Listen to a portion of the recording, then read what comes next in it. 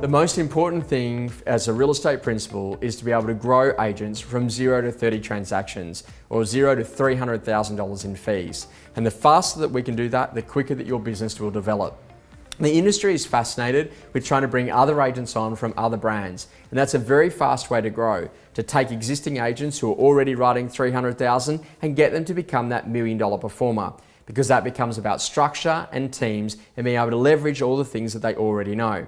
But does it have to be that hard to grow people from 0 to 30 transactions?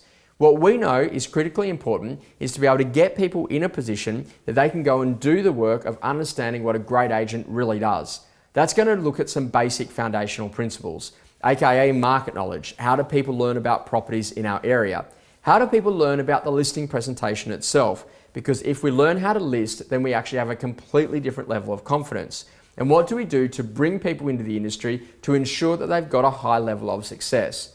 Now, in this growth, leadership and management tip, what we're talking about is the conversation how maybe an agent, when they start inside of your firm, needs to start out as an assistant, regardless to their level of experience, for an existing agent in the area. So that way, if they're working with an agent inside of your own team, you can be allowing them to get exposure through property transactions. By doing open for inspections, by being at the auctions, by having conversations around those transactions, then they actually get to meet more people more often. And that if we have a career development plan in place, then they can get a minimum of 50 deals under their belt before they move out to being an agent on their own. Now, sometimes I almost want to cry when I hear some of the conversations that happen on the inside of the real estate industry. Great people that are unfortunately in a situation where the firm that they're working for doesn't actually have the psychology or a chosen process to take them from 0 to 30 transactions. And you can see that they're simply struggling because they're not being guided by someone who really knows what they're doing to grow people. Now, this is a really important part because the key skills around all of the essential functions, how to run an open for inspection, how to take an offer, how to negotiate, how to treat with a buyer on auction day, what to say to be able to get a buyer to increase their bid, how to get a price reduction, what to do specifically about pricing and market knowledge, how you actually sign all the forms that need to happen throughout your real estate career.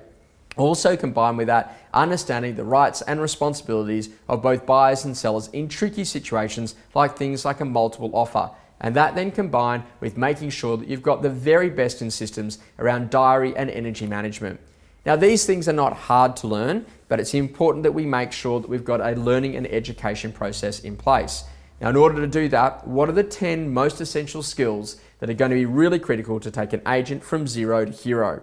Let's say that one of those skills was to teach the open for inspection. So on Monday, we would talk about checklists and where the keys are kept. On Tuesday, we'll talk about how we set up the home. On Wednesday, we talk about difficult situations and tricky questions. And on Thursday, we talk about how to take the details of the consumer at the front door. Then on Friday, we set the office up as though it's an open for inspection and get the agent to do those particular things. Once we've deemed that they are competent in that particular skill base on that Friday assessment, we then write it in on their circle of competence, and that's how we actually build the confidence of our people. See, really, the reality of it is it's all about the planning. What are our expectations of the people that come to join our firm? And it reminds me of the sign that they've got in the army that they shine the light on at 4:15 a.m. every morning. Remember, you joined us, we didn't join you.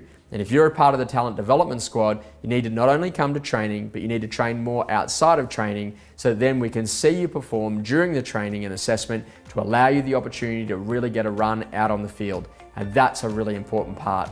I really hope that you've enjoyed our growth, leadership and management tip. And if ever we can help you in growing your business, we'd be thrilled if you thought of us.